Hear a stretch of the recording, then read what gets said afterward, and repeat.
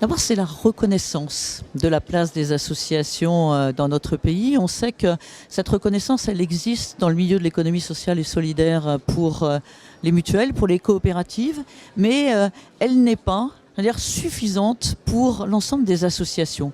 Et donc de pouvoir avoir dans ce texte de loi une définition légale dans la loi de la subvention, pas simplement une définition soit par la jurisprudence, soit réglementaire, mais donc visiblement c'était indispensable de conforter, je veux dire dans la loi, la subvention. Cela permet de conforter l'ensemble de l'action menée par les associations, ça leur donne une légitimité qui est plus forte et dans ce cadre ça permet aussi dans la loi d'avoir la place sécurisée pour le DLA, le diagnostic local d'accompagnement. Cela permet aussi dans le texte de loi de faciliter les financements du secteur associatif, les fusions des associations, de pouvoir reconnaître le titre associatif en lui donnant, je veux dire, plus de moyens d'être attractif et du coup d'avoir plus de financement par le titre associatif qui soit dans ce cadre avec un marché obligataire qui lui permette d'être réellement attractif. Enfin, de permettre aux associations de bénéficier, comme on dit, de libéralité, c'est-à-dire de dons et de legs qui soient aujourd'hui reconnus par la loi. Donc c'est vraiment la reconnaissance de la place de l'association, la reconnaissance de la place de la subvention et donc donner finalement un écosystème institutionnel qui soit beaucoup plus solide au secteur associatif dans le cadre de cette loi. Le projet de loi va commencer à être débattu au Sénat très bientôt puisque c'est le 6 novembre prochain.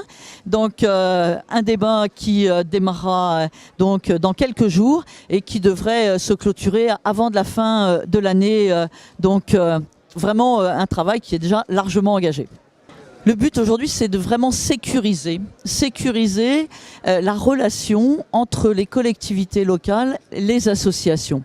Et dans ce cadre, on a vu au fur et à mesure de ces dernières années une multiplication des marchés publics au détriment de la subvention.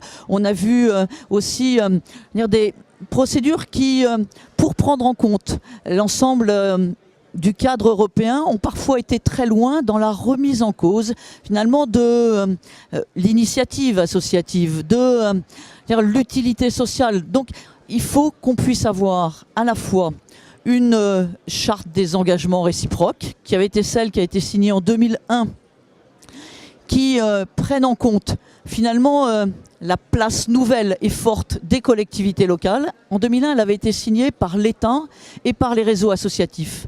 Elle sera signée maintenant par non seulement l'État et les réseaux associatifs, mais aussi les associations d'élus. Car aujourd'hui, les associations d'élus ont une place évidemment très importante dans le financement des associations. Et les associations, aujourd'hui, elles ont ce sentiment qui n'est pas fin, d'avoir au fur et à mesure été de plus en plus prestataires de l'action publique et non partenaires de l'action publique. Donc pouvoir redonner confiance à la place des associations, pouvoir sécuriser leurs relations avec les autorités publiques, qu'il s'agisse de l'État ou des collectivités locales, pouvoir être dans le respect de ce qu'elles portent en termes d'innovation sociale, mais aussi de place des citoyens dans l'ensemble de leur organisation démocratique. Il y a un travail qui a été mené par l'IFOP, je les cite récemment, et France Bénévolat, qui montre que les bénévoles sont de plus en plus nombreux dans notre pays. Mais, je veux dire, c'est un bénévolat qui a évolué. C'est finalement un bénévolat qui est plus un bénévolat de projet, parfois personnel, et donc avec des passages entre les différents secteurs associatifs en fonction de la conduite de son projet personnel. Donc il faut prendre en compte, je veux dire, cette évolution du bénévolat. Il faut aussi pouvoir conforter les bénévoles qui sont dans le secteur professionnel, qui sont des actifs. Car sur ce registre des actifs, il y a moins de bénévoles.